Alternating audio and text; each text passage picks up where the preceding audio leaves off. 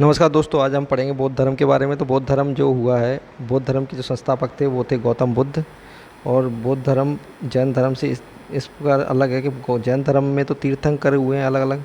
तो अलग अलग तीर्थंकर हुए हैं, तो उसके जो संस्थापक माने जाते हैं वो ऋषभदेव माने जाते हैं, महावीर स्वामी नहीं माने जाते, क्योंकि महावीर स्वामी के समय तो सबसे अधिक इसका प्रचार हुआ है। सबसे जो प्रतिष्ठित आदमी थे वो महावीर स्वामी थे, जिनकी सबसे अधिक पूजा होती है। लेकिन जो बौद्ध धर्म है उसके जो संस्थापक थे वो गौतम बुद्ध थे। और इनके जन्म से संबंधित कुछ प्रतीक हैं, वो क्या क्या हैं वो प्रतीक हम देख लेते हैं। तो पहली बात तो जन्म से संबंधित प्रतीक क्या है, तो कमल और सांड अगर दिखाए गए हैं स्तूपों पर, कुछ प्रतीक बने रहते हैं, तो कमल एवं सांड बनाए गए हैं, इसका मतलब उनके जन्म को दिखाया गया है।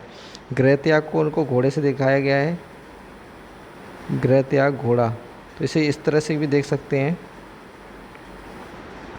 कि गृह त्याग का मतलब ये है कि वो गए होंगे, जंगल में गए होंगे तो घोड़े से गए हैं, इसका मतलब ये है। ज्ञान, ज्ञान चूँकि पीपल वृक्ष होता है उसके नीचे बैठ के पहले ज्ञान की प्राप्ति होती थी, तो पीपल के ज्ञान के, और उन्होंने पीपल के पेड़ के नीचे ही महात्मा बुद्ध ने जो तपस्या की थी 6 साल तक, और उसके बाद ही उन्हें जो ज्ञान की प्राप्ति हुई थी वो पीपल के वृक्ष के नीचे हुई थी, इसलिए पीपल ज्ञान का प्रतीक बनाया गया है। निर्वाण का कौन है, तो निर्वाण का है पद चिन्ह। तो ये तो हमारे अब भी होता है कि हमें बड़े बूढ़ों के जब भी हम थान बनवाते हैं या कुछ बनवाते हैं तो उनके पद चिन्हों को बनाया जाता है अपने देवताओं के। तो ये पद चिन्ह दिखाए गए हैं। और मृत्यु है वो स्तूप, मृत्यु स्तूप, मृत्यु स्तूप यार मृत्यु मृत्यु हुई थी जब उनकी, तो 8 अलग अलग स्तूप बनाए गए थे, अलग अलग आठ आठ भागों में बांट कर उन पर 8 स्तूपों का निर्माण कराया गया था। जो शरीर के जो अंग थे, अवशेष थे, उनको 8 भागों में बांट दिया गया, उन पर अलग अलग 8 स्तूपों का निर्माण कराया गया था। अब जो इनका जन्म कहाँ हुआ था, तो महात्मा बुद्ध का जन्म जो हुआ था लुम्बिनी में हुआ था। कहाँ हुआ था, लुम्बिनी में, लुम्बिनी में इनका जन्म हुआ था 563 ईस्वी पूर्व में। मैंने ईसा पूर्व का कंसेप्ट आपको पिछले वाले वीडियो में बताया था कि ईसा पूर्व का कंसेप्ट ये है कि ईसा से जन्म से पहले का जो समय है वो ईसा पूर्व है, और इस बाद का समय ईसवी है। तो ये जो समय है यहाँ से समय शुरू होता है, तो ईसा पूर्व मतलब ईसा के जन्म से 563 साल पहले इनका जन्म हुआ था। अब इनके जो इनके जो पिताजी का नाम था वो था शुद्धोधन। पिता कौन थे, शुद्धोधन थे पिता। और माता का नाम क्या था इनकी का, तो इनका माता का नाम माया देवी। इनकी माता का नाम क्या था, माया देवी। इनकी माता का जो इनकी माता जी की जो मृत्यु है वो इनके जन्म के 7 दिन ही हो गई थी। इनके बचपन का नाम क्या था, इनका बचपन का नाम था सिद्धार्थ। क्या था बचपन का नाम, सिद्धार्थ।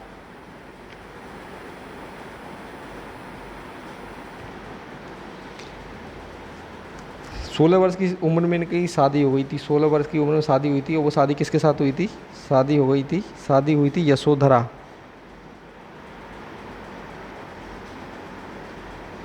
यशोधरा के साथ शादी हुई थी। और इनके एक पुत्र हुआ था, पुत्र का नाम था राहुल। इसके बाद ये कपिलवस्तु के जब सैर पे निकले थे तो क्या हुआ, इन्होंने 4 व्यक्ति उस दिन 4 दृश्य देखे थे। इन 4 दृश्यों की वजह से ही उनकी ज़िंदगी एक चेंज आया था, क्योंकि वो 4 दृश्य जब उन्हें देखे थे वो बहुत दुखी हो गए थे। तो क्या क्या देखा था वो, क्योंकि कई बार पूछ लेता है कि क्या क्या चीज़ देखी थी उन्होंने, तो उस हिसाब से हम देख लेते हैं क्या क्या देखा था। तो पहला देखा था, यानी 4 दृश्य। तो पहला जो दृश्य था वो देखा, बूढ़ा व्यक्ति देखा था एक, तो बूढ़ा व्यक्ति। दूसरा देखा था, एक बीमार व्यक्ति देखा था।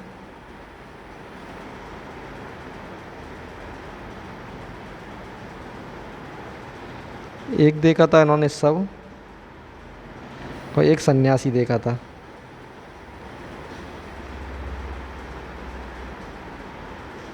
इस प्रकार से 4 इन्होंने देखे थे।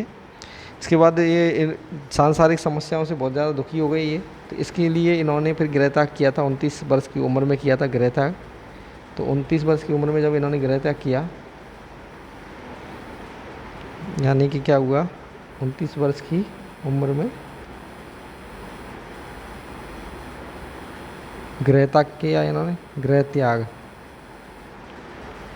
जब इनके जो गृह त्याग है उसको क्या कहा जाता है, तो बौद्ध धर्म में उसको बौद्ध धर्म में क्या कहा जाता है, महाभिनिष्क्रमण, महाभिनिष्क्रमण।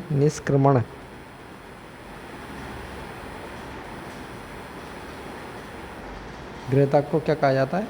महाविनिष्क्रमण। बौद्ध धर्म में गृहत्याग को महाविनिष्क्रमण कहा जाता है। तो हमने क्या क्या देखा अब तक? हमने देखा कि महात्मा बुद्ध थे, वो ही इसके संस्थापक थे बौद्ध धर्म के, और इनका जन्म के जो प्रतीक है वो कमल और सांड है, गृहत्याग का घोड़ा है, ज्ञान का पीपल है। लुम्बिनी में इनका जन्म हुआ था 563 ईस्वी पूर्व में। इनका निर्वाण के जो है पद चिन्ह है, मृत्यु का स्तूप है। पिता इनके शुद्धोदन थे, माता माया देवी थी। बचपन इनका सिद्धार्थ था, बचपन का नाम सिद्धार्थ था। 16 वर्ष की उम्र में इनकी शादी हो गई थी यशोधरा के साथ। उससे एक पुत्र हुआ था जिसका नाम राहुल था। 4 दृश्य इन्होंने देखे थे जब कपिलवस्तु की सैर पर निकले थे तब। एक बूढ़ा व्यक्ति, एक बीमार व्यक्ति, सब और सन्यासी। इसलिए 29 वर्ष की उम्र में इन्होंने गृहत्याग कर दिया। सांसारिक समस्याओं से ये व्यतीत हो गए थे। जो इनका गृहत्याग था उसे बौद्ध धर्म में महाविनिष्क्रमण कहा गया है। अब इन्होंने जो शिक्षा ग्रहण की थी वो मुख्य रूप से 2 जनों से शिक्षा ग्रहण की थी गृह त्याग करने के बाद। एक तो वैशाली के अलार कामान से शिक्षा ग्रहण, एक तो थे वैशाली के आलार कलाम, और दूसरे थे राजगीर के रुद्र करामपुत्र। रुद्र करामपुत्र, रुद्र करामपुत्र। अब जब इन्होंने ये शिक्षा ग्रहण कर ली उसके बाद क्या हुआ कि सिद्धार्थ को क्या है कि 5 से साधक मिले थे उरुवेला में। 5 साधक मिले थे उरुवेला में। कहाँ मिले थे? उरुवेला में। जब ये एक तो थे कौंडिन्य,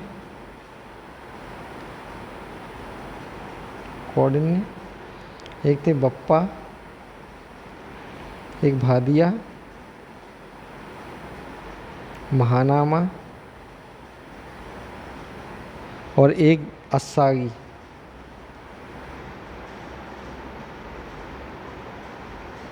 इस प्रकार से इनको 5 साधक मिले थे उरुवेला में। अब जब इन्होंने अन्न ग्रहण जल ग्रहण किए बिना इन्होंने क्या किया था? 6 वर्ष की कठिन तपस्या की थी। तो इन्हें 35 वर्ष की आयु में क्या हुआ था? 35 वर्ष की आयु, 29 वर्ष की आयु में तो इन्होंने घर छोड़ा था। तो 35 वर्ष की आयु में क्या हुआ था? वैशाख पूर्णिमा थी। वैशाख पूर्णिमा, वैशाख पूर्णिमा, वैशाख पूर्णिमा के दिन इनको क्या हुआ था? निरंजना नदी के किनारे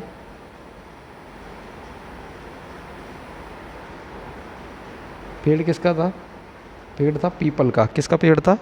पीपल का। तभी तो इनका जो ज्ञान का जो प्रतीक है वो पीपल है, तो बोधि वृक्ष भी कहते हैं उसे। तो पीपल पेड़, पीपल वृक्ष के नीचे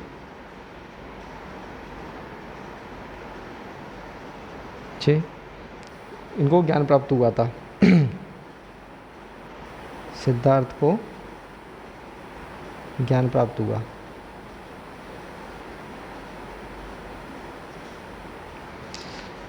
तो ज्ञान प्राप्ति के बाद ही ये बुद्ध के नाम से जाने गए। इससे पहले ये सिद्धार्थ के नाम से ही जाने जाते थे। ज्ञान प्राप्ति के बाद ही क्या नाम हो गया था इनके बाद? इसके बाद उनका नाम हो गया था बुद्ध। बुद्ध ने जो पहला उपदेश दिया था वो सारनाथ में दिया था। पहला उपदेश कहाँ दिया था? सारनाथ ऋषि पत्तनम भी कहते हैं उसे। सारनाथ ऋषि पत्तनम में दिया था। इस जो पहला उपदेश दिया था इसे क्या कहते हैं बौद्ध धर्म में? बौद्ध धर्म में धर्म चक्र प्रवर्तन कहते हैं। क्या कहते हैं? धर्म चक्र प्रवर्तन।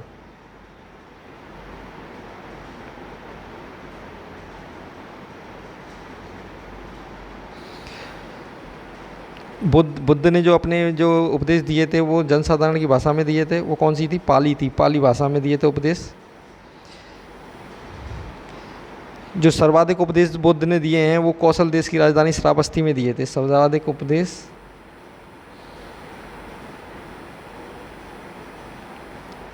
कौशल देश की राजधानी श्रावस्ती।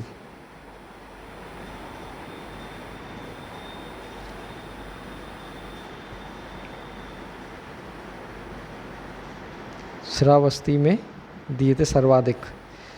इसके बाद क्या है कि जो अनुयायी इनके अपन देख लेते हैं, इसमें क्या है, इनका जो मृत्यु हुई थी इनकी, वो 80 वर्ष की उम्र में हुई थी, 80 वर्ष की उम्र में हुई थी। और वो कब हुई थी, तो 483 ईस्वी पूर्व हो गया।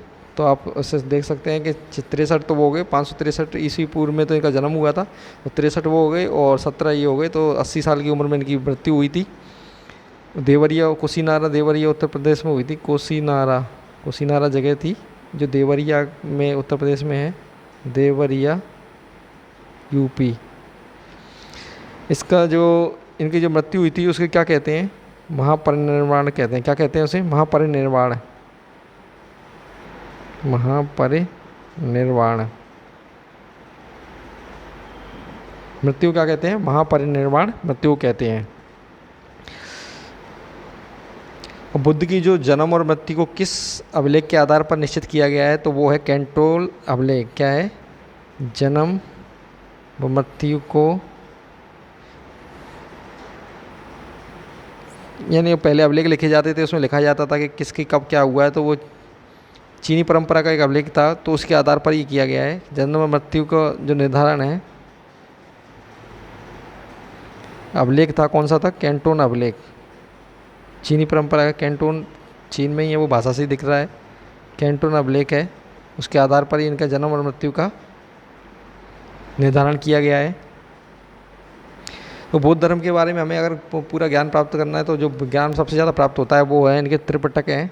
त्रिपिटक से, किससे होता है, त्रिपिटक।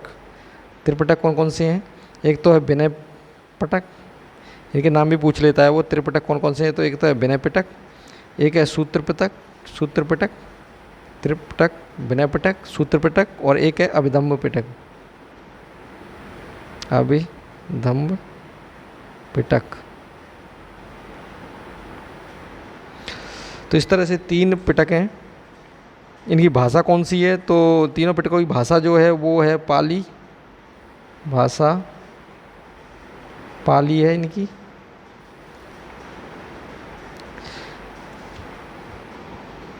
बौद्ध धर्म जो है वो अनीश्वरवादी है, तो वो तो जैन धर्म भी था अनीश्वरवादी, लेकिन जैन धर्म में क्या था कि आत्मा को माना गया है, लेकिन बौद्ध धर्म में आत्मा को भी नहीं माना गया है, यानी कि इसमें आत्मा की भी परिकल्पना नहीं की गई है, आत्मा को भी नहीं मानता ये।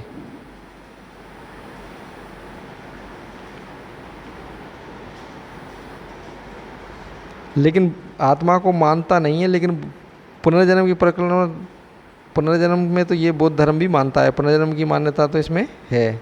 आत्मा को नहीं मानता, लेकिन पुनर्जन्म की मान्यता है। तो जब तृष्णा क्षीण हो जाए, यानी कि जब वृत्ति की पूरी जो भी इच्छाएं हैं वो नष्ट हो जाएं, या तृष्णा क्षीण हो जाए, या तृष्णा यानी इच्छा नष्ट हो जाए, तो उसी कंडीशन को क्या क्या हो कहते हैं, उसे कहते हैं बौद्ध धर्म में निर्वाण। एक वाक्य भी पूछा जाता है कई बार एग्जाम में, विश्व दुखों से भरा है, यह किस उपनिषद से लिया गया है, मतलब किससे लिया गया है, ये उन्होंने कहा था दुखों से भरा है, ये महात्मा बुद्ध ने कहा था, तो ये इन्होंने लिया है उपनिषद से लिया है। किससे लिया है, उपनिषद से।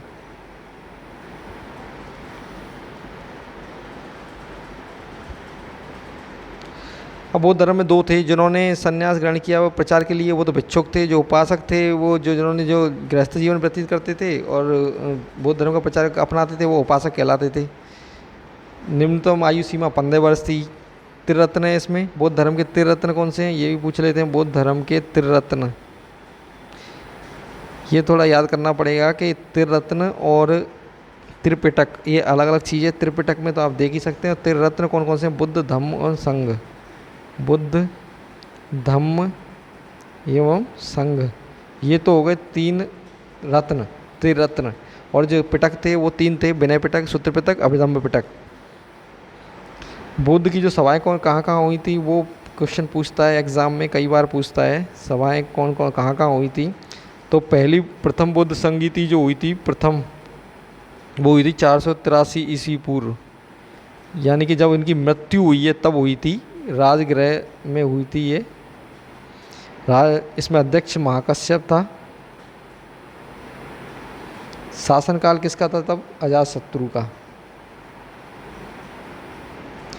दूसरी जो हुई थी द्वितीय बौद्ध संगीति, वो हुई थी 383, यानी 100 वर्ष का अंतर में, 100 वर्ष बाद हुई थी। ये हुई थी वैशाली में। और इस सवाकामी इसका अध्यक्ष था, सवाकामी। इसका जो शासक था उस समय वो काराशोक था। तीसरी हुई थी 255 ईस्वी पूर्व में। ये हुई थी पाटलिपुत्र में। इसके जो अध्यक्ष थे वो थे मुगलीपुत्र तिस।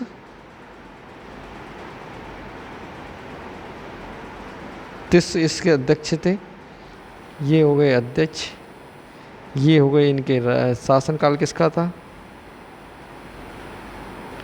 और ये अपना स्थान कौन सा था जहाँ हुआ है।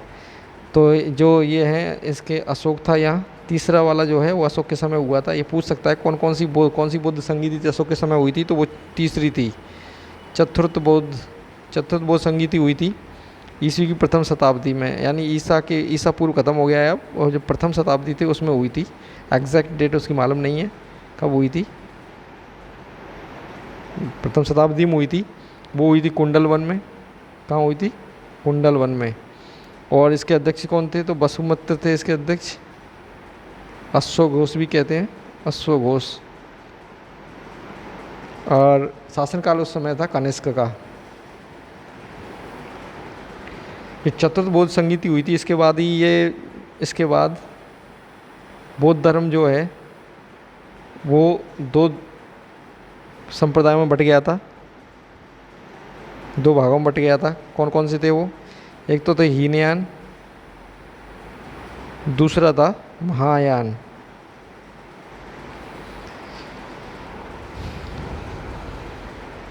जो महायान है इसका आदर्श है बोधिसत्व। बोधिसत्व का मतलब ये है कि सबका कल्याण करते हुए अपने निर्वाण में विलंब करना, मतलब निर्वाण में विलंब करो लेकिन सबका दूसरे को कल्याण करो।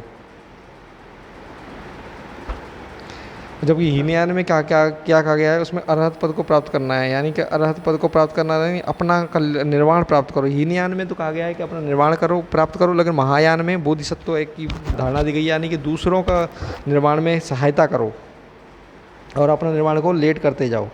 इसका मतलब ये है। बुद्ध ने के चार आर्य सत्य थे बौद्ध धर्म में। 4 आर्य सत्य वो कौन कौन से थे? तो 4 आर्य सत्य थे। पहला तो है दुख, दूसरा है दुख समुदाय, तीसरा है दुख निरोध,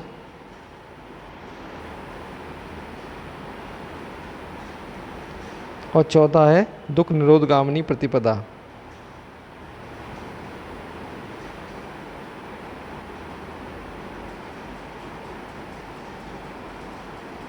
प्रतिपदा।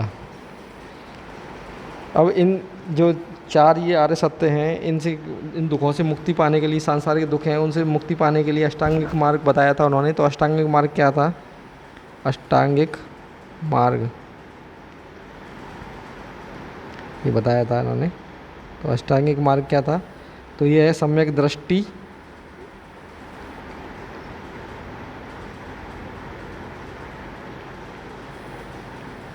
सम्यक संकल्प,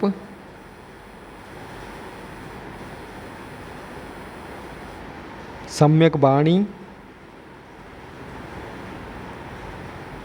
सम्यक कर्मांत,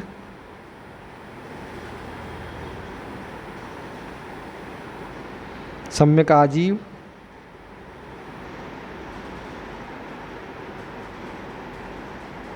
सम्यक व्यायाम,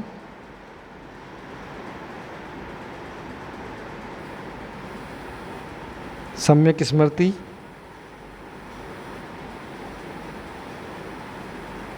और 8वां है सम्यक समाधि।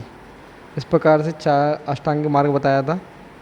तो इस तरह से हमें समाधि प्राप्त हो जाती है। तो ये हमें याद करना है। सम्यक दृष्टि है, संकल्प है, वाणी, कर्मांत, आजीव, व्यायाम, स्मृति, समाधि, ये हमें याद करने अष्टांगिक मार्ग है। तो अगर हम बार बार इसको रिवीजन करेंगे तो ये याद होगा। उसके बाद हमें जो देखना है वो है कि निर्वाण क्या है, कि परम लक्ष्य क्या है बौद्ध धर्म का, वो है निर्वाण प्राप्त करना। क्या है? निर्वाण प्राप्त करना। ये क्या है? ये परम लक्ष्य है। बौद्ध धर्म का क्या है? ये परम लक्ष्य है, निर्वाण प्राप्त करना। तो बुद्ध ने निर्वाण प्राप्त करने के लिए 10 सील बताए थे।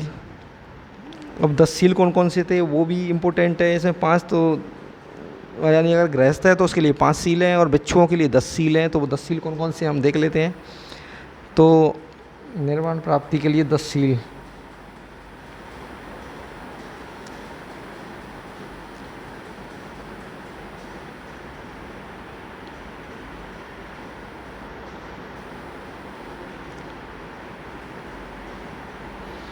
पहला तो क्या है?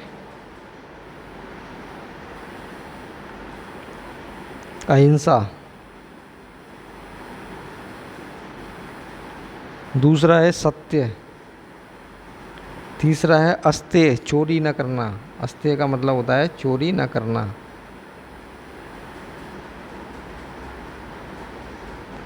चौथा है अपरिग्रह। अपरिग्रह का मतलब होता है किसी प्रकार की संपत्ति न रखना, संपत्ति एकत्रित न करना। पांचवा है मद्य सेवन न करना।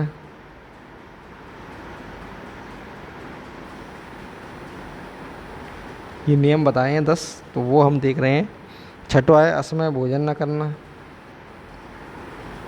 भोजन समय से ही करना चाहिए, असमय नहीं करना चाहिए। सातवां है सुखबद, जो सुखप्रद बिस्तर है उस पर न सोना।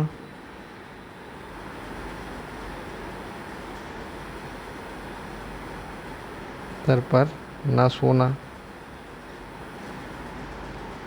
आठवां है धन संचय न करना।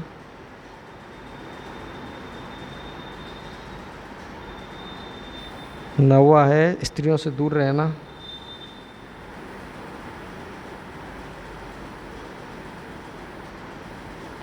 और 10वां है नृत्य गान आदि से दूर रहना।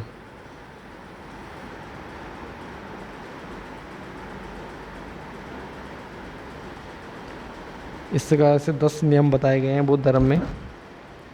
अनीश्वरवाद है, उसके संबंध में क्या है कि बौद्ध धर्म और जैन धर्म दोनों में ईश्वर को नहीं माना गया है।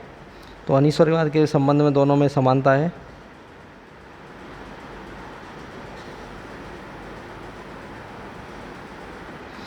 अब कुछ बौद्ध मठ हैं जो कि कहाँ कहाँ पे हैं इम्पोर्टेंट, कुछ बौद्ध मठ हैं तो उनको हम देख लेते हैं एक बार।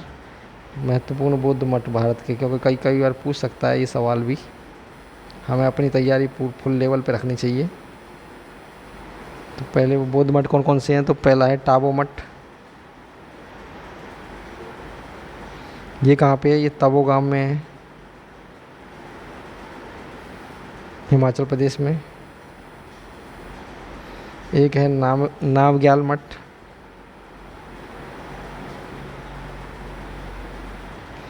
ये भी धर्मशाला में है, हिमाचल प्रदेश में। तीसरा है हेमिस मठ। ये लद्दाख में है। चौथा है थिक्से। ये भी लद्दाख में है। एक है हमारा सासुर मठ।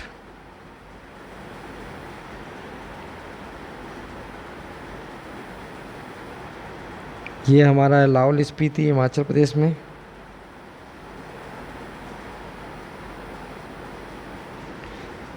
छठा है मिड्रालिंग मठ। ये अपना मिड्रालिंग मठ,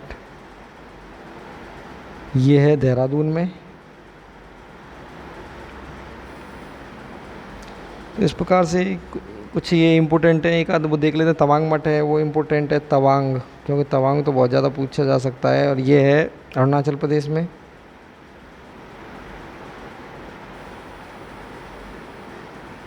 और एक है हमारा मैसूर कर्नाटक का, देख लेते हैं नाम डार्लिंग मठ, क्योंकि साउथ में मठ कम है, नॉर्थ में ही है ज़्यादातर, तो वो इम्पोर्टेंट हो जाता है।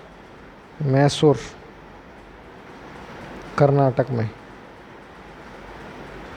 तो इस प्रकार से हमने देखा ये बौद्ध धर्म के मठ हो गए। तो बौद्ध धर्म एक बार रिवीजन कर लेते हैं। इसमें हमने ये देखा, अब रिवीजन आप इसको रिवीजन जितनी बार करोगे आपको उतनी ज़्यादा याद होगा। और बौद्ध धर्म बहुत ज़्यादा इंपॉर्टेंट है, बहुत ज़्यादा क्वेश्चन पूछे जाते हैं। आप इनका बार बार रिवीजन कीजिए। आप रिवीजन जितना ज़्यादा करेंगे उतना ज़्यादा आपको फल मिलेगा और आप सफलता पाएंगे एग्ज़ाम में। इसी के साथ मैं आप इसको समाप्त कर रहा हूँ। दूसरा जो हम देखेंगे अगले जो लेक्चर में हम पढ़ेंगे आगे क्या देखेंगे।